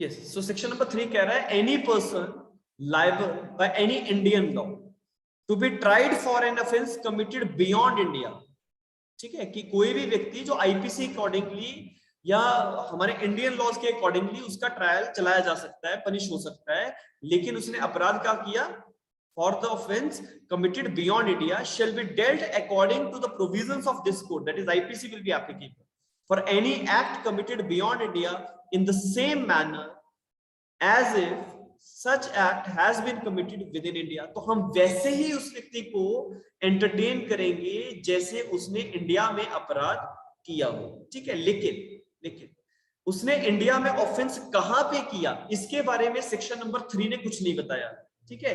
So where that person, हमने कहा ना कि उस व्यक्ति के ऊपर आईपीसी या बाकी इंडियन लॉज वैसे ही लगेंगे जैसे उसने इंडिया में ऑफेंस किया होता है। लेकिन how we will get to know that where the trial is to be conducted, which police will investigate the case, etc. So that all thing will be answered by section number 188 of CRPC। section 188 कहता है that wherever that person is found, that place will have a place of jurisdiction, ठीक है। उस जगह का jurisdiction जो है वो माना जाएगा और माना जाएगा कि उसने अपराध वहीं पे किया है। The offense has been committed at the place where the person is found। तो सेक्शन नंबर 188 सीआरपीसी, अभी जैसे हम क्लास क्लोज करेंगे ना तो आप लोगों ने काम करना है, जैसे सेक्शन नंबर 2, 3, 4 को एक बार जब गो थ्रू करोगे तो 188 एंड 189 ऑफ सीआरपीसी उसको एक बार साथ में पढ़ना। 188 कोर्ट के जुरिसडिक्शन की बात बताएगा, कोर्ट से आपको सैंक्शन, कोर्ट जो है तभी कॉग्निजेंस लेगा अगर सैंक्शन है गवर्नमेंट का, अदरवाइज कोर्ट कॉग्निजेंस नहीं लेता है। और 189 बताता है क्योंकि ऑफेंस तो फॉरेन कंट्री में हुआ, एविडेंसेस सारे फॉरेन कंट्री में हैं, तो उन एविडेंसेस को कैसे लाया जाएगा, तो 189 will tell all that stuff, ठीक है। तो दोनों प्रोविजंस क्योंकि एक साथ चलते हैं तो आपको तो साथ में कवर करने पड़ेंगे, ठीक है। तो इसका ध्यान रखना, जैसे क्लास क्लोज होगी तो सीआरपीसी निकाल के 188 जहां पे भी आप लिख रहे हैं ना वहीं पे साथ में ही लिख लेना, ठीक है। तो now I am coming to certain questions over here, just give मी।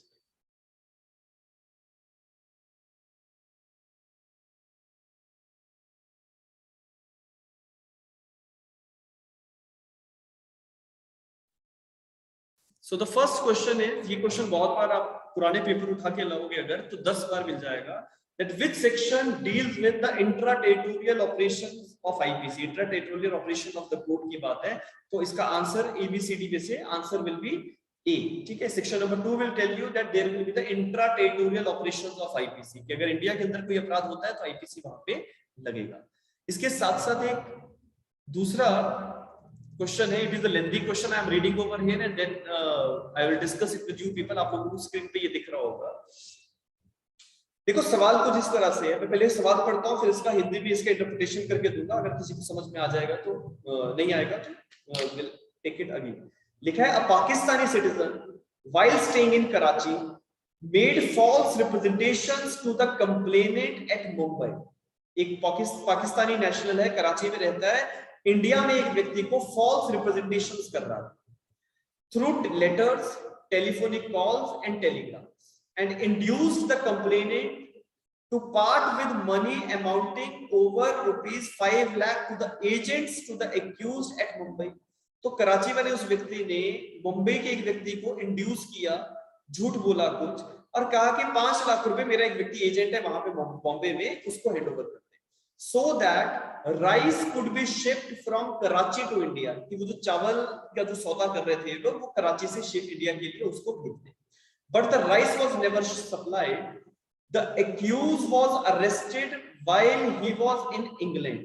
ठीक है, समझ रहे हैं? जो पाकिस्तानी नेशनल था वो इंग्लैंड चला गया था, मान लो घूमने गया, और उस व्यक्ति के अगेंस्ट, देखो एक्स्ट्राडिशन का एक प्रोसेस होता है, वो प्रोसेस वैसे तो मैं समझाता हूँ फाउंडेशन कोर्सेज में, लेकिन फिर भी चलो क्लियर करता हूँ कि जैसे कोई भी व्यक्ति जिसने कोई ऑफेंस किया लेकिन वो व्यक्ति फॉरेन कंट्री में है, तो एक रेड कॉर्नर नोटिस जारी किया जाता है, आरसीएन जिसको कहते हैं. तो रेड कॉर्नर नोटिस के बाद जो भी फॉरेन कंट्रीज, हमारा जो इंटरनेशनल पुलिस होता है, इंटरपोल जिसको हम कहते हैं, तो इंटरपोल उस व्यक्ति को ट्रेस करके जिस कंट्री ने उस व्यक्ति की रिक्वेस्ट करी है उसको एक्स्ट्राडाइट करेगा, प्रोवाइडेड कंट्रीज के बीच में एक्स्ट्राडिशन की ट्रीटी होनी चाहिए. तो हमारा इंग्लैंड के साथ एक्स्ट्राडिशन का ट्रीटी है. ये जो पाकिस्तानी नेशनल है जिसने कराची से बैठ के ये सब किया, वो इंग्लैंड गया था और इंग्लैंड की इंटरनेशनल पुलिस जो वहां पे बैठी है उनको पता लग गया कि इंडिया से इस व्यक्ति का एक्स्ट्राडिशन का रिक्वेस्ट है. तो इंग्लैंड पुलिस ने उसे अरेस्ट किया और इंडिया उसको भेज दिया, एक्स्ट्राडाइट किया, प्रत्यर्पण जिसको हिंदी में कहते हैं. लिखा है ना, the accused was arrested while he was in England and brought to Mumbai as a result of extradition proceedings. ठीक है, अब आप लोग इस क्वेश्चन को अगर समझ गए हैं तो इसके ऑप्शंस जो हैं, आंसर जो हैं, लिखा है as per the facts stated above state as to what offence has been committed by the accused. पहला है an offence defined in section 378. दूसरा है an offence as defined in section 416 of the code. तीसरा है an offence defined in section number 420 of the IPC. और last लिखा है none of the above as the accused was a foreigner. तो आप लोगों में से सभी लोग इस सवाल को अगर समझे हैं तो ABCD में से कौन सा आंसर होना चाहिए, आप लोग कमेंट्स जो है वो यहाँ पे लिख के भेजिए, फिर उसके बाद देखते हैं. पर 4 ऑप्शन बी लिख के भेजेंगे, बोलेगा कोई, लिख के भेजेंगे. Sushmita is saying sir D होना चाहिए, Monika is again saying D होना चाहिए. ठीक है, बाकी लोग yes, Surendra is again saying D, Kanika is saying C होना चाहिए. Very good. रविंद्रजीत सी कह रहे हैं, गुड. ठीक है, तो सी और डी में मुझे लगता है कि most of the candidates are tilting. ठीक है, या तो आपको लगता है सी आंसर होना चाहिए या डी होना चाहिए. देखो कसक इज सेइंग ए होना चाहिए. कसक, ये 378 में थेफ्ट कैसे बना? थेफ्ट नहीं है ये. ठीक है, थेफ्ट के लिए इंग्रेडिएंट्स कुछ और है. ठीक है, over here it is not theft. ठीक है, बिकॉज थेफ्ट के लिए तो वो बेसिक रिक्वायरमेंट्स ही है ना, that with the dishonest intention you are taking out the property from the possession of other person etc. तो वो तो यहाँ पे कुछ नहीं है. लेकिन 416 चीटिंग बाय पर्सोनेशन की बात करेगा, वो भी अप्लाई नहीं होगा. 420 में चीटिंग की बात है, और जो आपका डी ऑप्शन है वो कह रहा है कि एक्यूज फॉरेनर था तो उसके ऊपर कोई भी ऑफेंस जो है वो रजिस्टर नहीं होना चाहिए. If any one of you were saying that D should be the answer, can you explain me why D should be the answer? Yes anyone? आप लोगों की जो रीजनिंग आप अप्लाई कर रहे हैं उसको अगर कोई बताना चाहे. Yes anyone? Yes, sir. Sir, I answered D because IPC deals with the person as from the point of, मतलब victim point of view से deal नहीं करता, accused point of view से deal करता है offender को. और इस केस में जो yes sir, इस केस में जो offender था was. ठीक है, सो देखो आप लोगों का जो व्यू पॉइंट यहाँ पे आ रहा है वो कुछ इस तरह से है कि एक तो एक्यूज्ड फॉरेनर है, सुनते जाइएगा. ठीक है, जो लोग भी डी आंसर दे रहे हैं that person should not be tried in India. So आप लोगों का जो मैं समझ रहा हूँ कि जो भाव है वो ये कि the accused was foreigner. Number 1, वो कराची का रेजिडेंट है, उसने कराची से ही सब कुछ किया है. तो इंडिया में तो कुछ वो था नहीं, ठीक है। तो सेक्शन नंबर 4 जो है वो तो ये कहता है that if any person who is a foreign national, he is committing an offense within the Indian aircraft or ship, तब हम foreign national को आईपीसी के अकॉर्डिंगली ट्राई कर सकते हैं, लेकिन अदरवाइज नहीं कर सकते। I hope you are of this particular view. Yes और नो करके जवाब देंगे तो हम फिर आंसर पे आते हैं। बिकॉज सेक्शन नंबर 4 का क्लॉज नंबर 1 अप्लाई नहीं कर पा रहे आप, क्योंकि क्लॉज नंबर 1 तो ये कह रहा है कि if any Indian national commits any offence without and beyond India, तो क्लॉज नंबर 1 तो फर्स्टली अप्लाई होगा ही नहीं। क्लॉज नंबर 2 जो है या क्लॉज नंबर 3 जो है इसका, उसमें आप कहीं ना कहीं टिल्ट कर सकते थे, लेकिन क्लॉज नंबर सी जो है उसमें जनरली इलेक्ट्रॉनिक डिवाइसेस की यूज की बात होती है, तो वो भी नहीं आएगा। क्लॉज नंबर डी में कहीं ना कहीं आप फंसे हैं। देखो इसका जो आंसर है उस आंसर पे आते हैं। जस्ट देखो ये जो आपका क्वेश्चन है ना, this question is outrightly taken from a judgment and the judgment is Mubarak Ali Ahmad versus state of Bombay. ठीक है, Mubarak Ali Ahmad versus state of Bombay, इस केस का नाम आप लोग लिख लेंगे, Mubarak Ali Ahmad versus state of Bombay. 1957 supreme court का ये जजमेंट, 1957। ये जो फैक्ट्स अभी मैंने यहाँ पे आपके सामने पढ़े थे, कराची नेशनल एटसेट्रा, ये पूरा का पूरा केस जो है, जो फैक्ट्स मैंने यहाँ पे पढ़े, ये Mubarak Ali Ahmad versus state of Bombay के केस से। अब आप लोगों को जितने भी लोग डी आंसर दे रहे थे ना कि इस केस में आईपीसी अप्लाई नहीं होना चाहिए बिकॉज सेक्शन 4 आप अप्लाई नहीं कर पा रहे हो, तो उसका रीजनिंग दिया कोर्ट ने कहा। मैं यहाँ पे पढ़ रहा हूँ, ठीक है, पूरा जो इसका फ्रेज है मैं पढ़ रहा हूँ, आप लोग फिर उसके बाद जो रेशियो है उस पे आते हैं। लिखा था, question of extra territorial applicability of the code squarely arose in the case of Mubarak Ali Ahmed versus State of Bombay. In this case, the appellant, मतलब मुबारक अली की बात हो रही है, resident of Karachi, came into contact with the complainant through exchange of letters, telephonic messages by virtue of which the appellant had to export rice to the complainant. Same यही facts थे. The appellant committed an act which constitutes cheating under 420. Cheating कैसे हुआ? सबसे पहले जितने जैसे कज़क ने कहा 378 तो बिल्कुल नहीं लगेगा, चीटिंग लगेगा, क्योंकि आपने दूसरे व्यक्ति को डिसीव किया। डिसेप्शन मतलब you are making misleading statements to the other person and thereby dishonestly you are inducing the person to deliver something to you whereby a person is causing any injury, ठीक है, to the body, reputation, property etc. तो यहाँ पे कराची वाले ने बॉम्बे वाले को कहा कि मुझे आप पैसा भेजिए, मेरा जो एजेंट वहां पे उसको पैसा दे दो, मैं आपको कराची से एक्सपोर्ट कर दूंगा राइस। तो आपने डिसीव किया ना, आपने राइस तो भेजा नहीं। तो लिखा आगे, the court observed that fastening of criminal liability on a foreigner in respect of the culpable acts or omissions in India which are judiciously attributable to him, notwithstanding he is corporeally present outside India at that time. It is not to give any extraterritorial operation of law, for it is in respect of the offense. ठीक है, मैं conclusion पे आता हूँ। लिखा हुआ है यहाँ से, ये जो मैंने हेडिंग यहाँ पे मार्क कर रखा है ना, आप उसको पढ़ेंगे।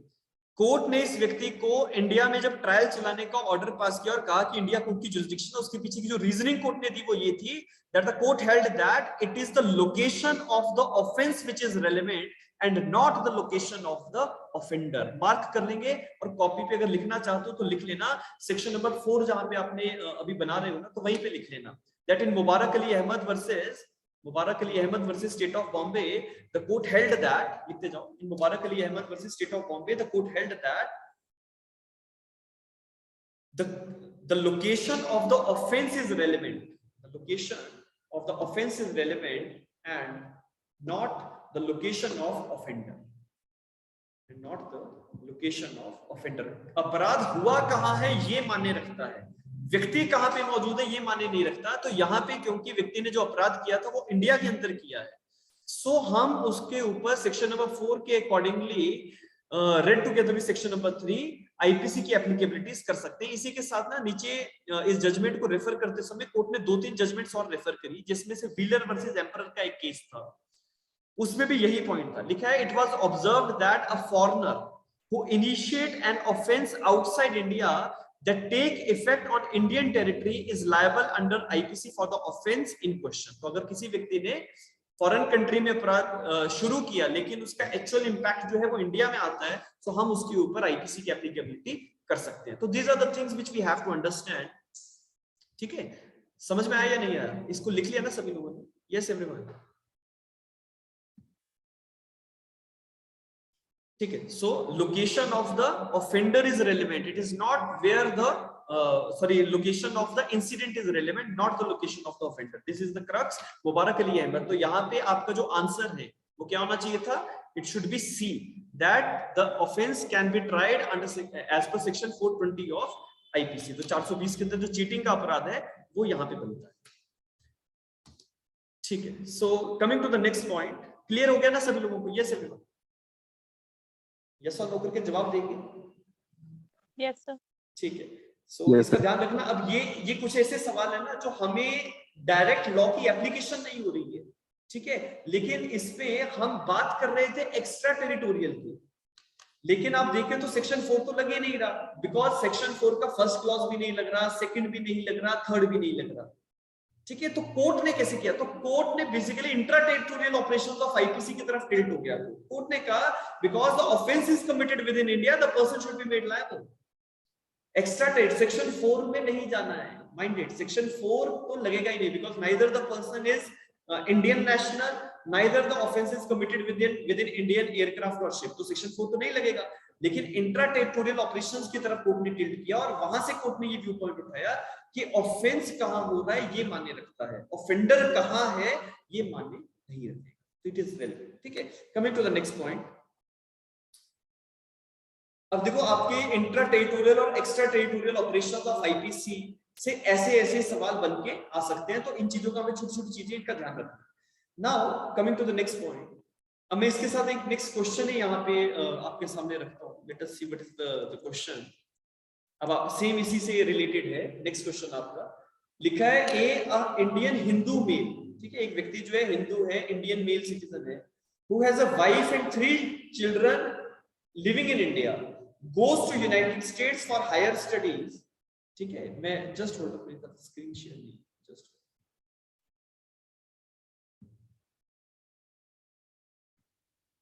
या दोबारा से पढ़ रहा हूं. That an Indian Hindu male citizen who has a wife and 3 children living in India goes to US for higher studies.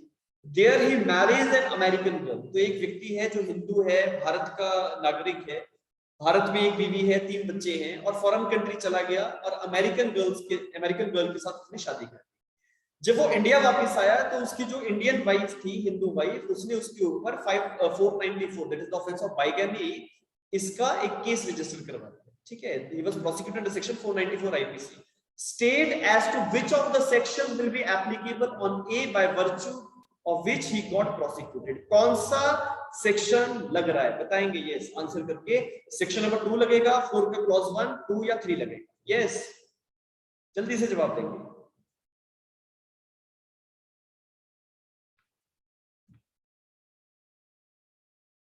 ठीक है. 4 क्लॉज 1 की तरफ यू पीपल आर टिल्टेड. ठीक है. देखो the person is residing he is in the foreign country में उसने offence किया है और इंडिया में वापस आया. तो अब हम कहेंगे that Indian national committing offence outside and beyond India. So if the Indian national is committing an offence outside and beyond India, so IPC will be applicable. और ये लगेगा आपका सेक्शन नंबर 4 क्लॉज 1. ठीक है. 4 क्लॉज 1 कहता है if any Indian national commits an offense outside and beyond India, that person can be punished as per IPC. तो इसका आंसर जो है that should be B answer. Section number 2 नहीं लगेगा बिकॉज आईपीसी के इंडिया के अंदर ऑफेंस हुआ नहीं है. ठीक है. और ना ऑफेंडर इंडिया के अंदर है, दोनों ही चीजें होगी. 4 का क्लॉज नंबर 2 भी नहीं लगेगा बिकॉज इंडियन एयरक्राफ्ट और शिप वाली बात नहीं है. और क्लॉज नंबर 3 भी नहीं लगेगा क्योंकि कंप्यूटर रिसोर्स की बात बीच में नहीं आती है. तो section number 4 clause 1 should be the right answer. ठीक है. सो इस तरह के सवाल जो है ना आपको आते हैं. स्पेशली अगर मैं हिमाचल की बात करूं तो इंट्रा टेरिटोरियल एक्स्ट्रा टेरिटोरियल से सवाल जो है वो उठता है. ठीक है. इसके अगला जो सवाल है ये सेक्शन 5 से रिलेट करता है. तो सबसे पहले हम सेक्शन नंबर 5 पढ़ते हैं बेयर एक्ट के अंदर क्या है, फिर उसके बाद इस सवाल पे आते हैं.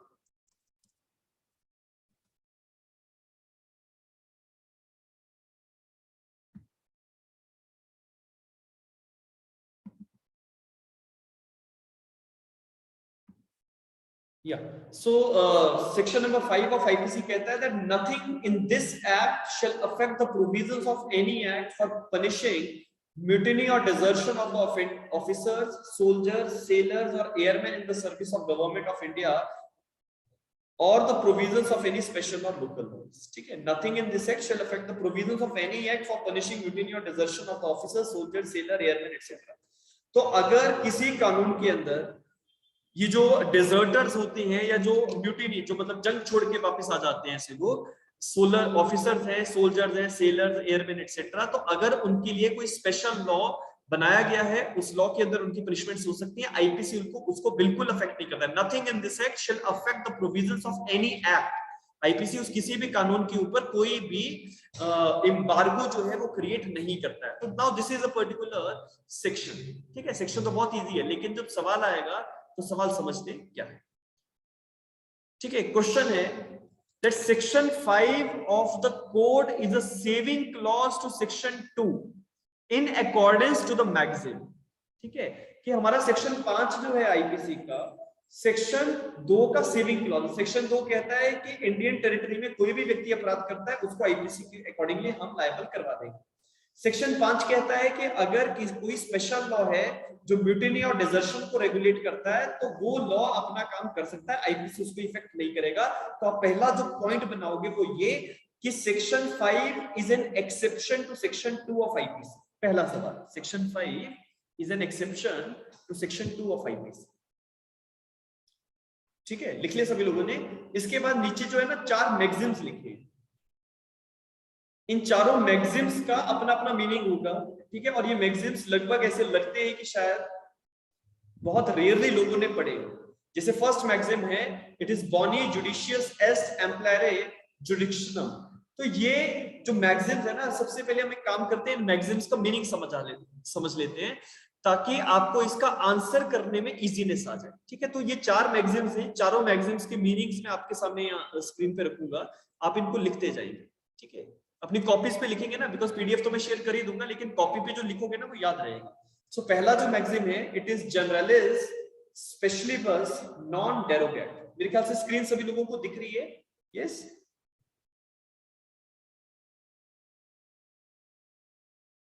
स्क्रीन सभी लोगों को दिख रही है ना? यस सुरेंद्र सर दिख रही है, ठीक है। तो बस आप इसको लिख लेंगे, ठीक है। इन मैगजीम्स का मीनिंग लिखेंगे, फिर देखते हैं कि आंसर कौन सा होना चाहिए, ठीक है। ऐसे हम क्योंकि डायरेक्ट आंसर पे पहुंच नहीं पाएंगे। फर्स्ट मैगजीम इज जनरलिस, GENERALIS, इट इज स्पेशलिबस नॉन डेरोगेट। इसका मीनिंग होता है that erstwhile special law is given superiority over the later general law, ठीक है। कि अगर कोई स्पेशल कानून है तो वो जनरल कानून के ऊपर अपनी सुपीरियरिटी रखता है, ठीक है। दूसरा जो आपका मैगजीम है ऑप्शंस के अंदर, वो है इट इज बॉनी जुडिशियस एस्ट एम्प्लायरे जुरिसडिक्शनल। इसको भी लिख लो, इसको स्क्रीन को थोड़ा सा एडजस्ट करा दो।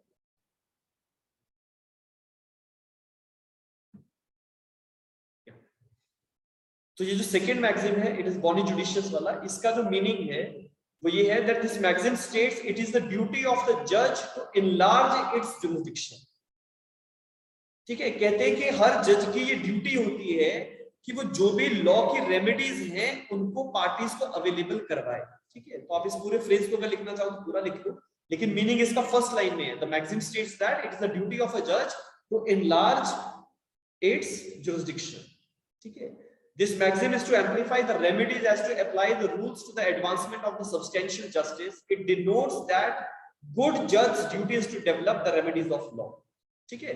कहने का मतलब बड़ा सिंपल है कि हर जज की जिम्मेवारी बनती है कि वो जिस हद तक हो पाए न्याय दे, और अगर उसको अपनी जुरिसडिक्शन से बाहर भी जाके कुछ न्याय करने के लिए करना पड़े तो वो कर सकता है, वो न्यायविद होना चाहिए, ठीक है। तीसरा मैगजीम जो है दैट इज इट इज कॉन्ट्रा बोनोस मॉरिस, कॉन्ट्रा बोनोस मॉरिस।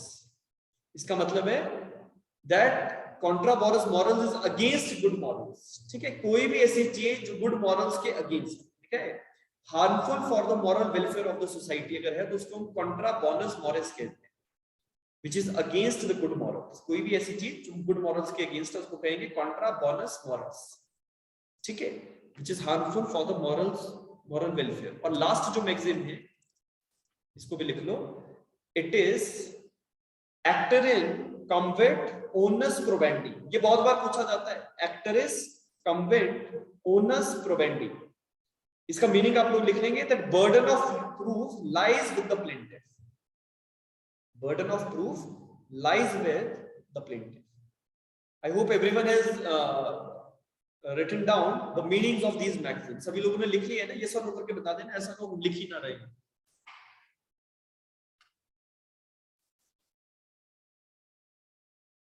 ठीक है, burden of proof lies on the plaintiff। तो अब वापस आते हैं क्वेश्चन पे, अब क्योंकि आप लोगों को मैक्सिम्स का मीनिंग दिख गया, मीनिंग आपने समझ लिया, ठीक है। So now we can go through with the options again और फिर समझते हैं कि आंसर क्या होना चाहिए। क्या क्वेश्चन है, section 5 of the code is a saving clause to section 2 of IPC. Section 2 के एक्सेप्शन है सेक्शन नंबर 5, बॉनी जुडिस एंड एस्ट एम्प्लायर जुरिसडिक्शन, कि हर जज को अपने जुरिसडिक्शन से बाहर जाके रेमेडीज ऑफ लॉ को अवेल करवाना चाहिए, तो ये तो इससे बिल्कुल भी रिलेट नहीं करता है। कॉन्ट्रा बोनस मॉरिस की something which is against the good morals, तो ये भी इससे रिलेट नहीं करता है।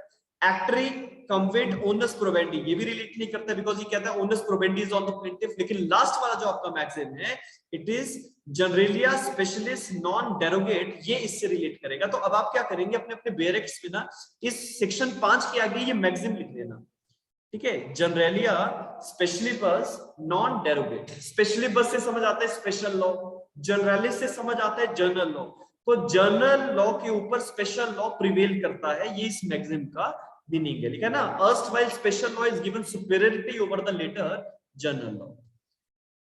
ठीक है, क्लियर हो गया सभी लोगों को? यस एवरीवन, ठीक है। तो सेक्शन नंबर 5 के अंदर कौन सा मैक्सिम चल रहा है, that we got to know. ठीक है, तो ये मेरे ख्याल से right now it is 8:30। Okay, so ये अभी तो मैं इसको यहाँ पे क्लोज कर रहा हूँ। I hope you people get to, because आज का तो मुझे सेशन आपको समझाना भी था कि कैसे कैसे हम गो थ्रू करेंगे क्लासेस। ठीक है, now by the tomorrow's class will go in the sections again, जैसे हम अभी डिस्कशन कर रहे हैं। इसी के साथ पहले सेक्शन समझेंगे, सेक्शन से कौन कौन से सवाल निकलते हैं वो करेंगे, और अपनी कॉपीज पे आप लोग उसको ना लिखते जाएंगे। बस ये कॉपी आप लोगों के लिए बहुत फायदेमंद साबित हो जाएगी जब आपका एग्जाम आएगा। ठीक है, आप इस पॉइंट को मेरे नोट करके रख लीजिएगा। चलिए, thank you so much to everyone. ठीक है, आप बाकी हम कल की क्लासेस, हमारी टाइमिंग्स यही रहेंगी 7 to 8:30, बिकॉज 6 बजे तक वैसे ही क्लासेस रहती है। ठीक है, सो चलिए, will meet again tomorrow. Thank you so much. Thank you sir. Thank you sir.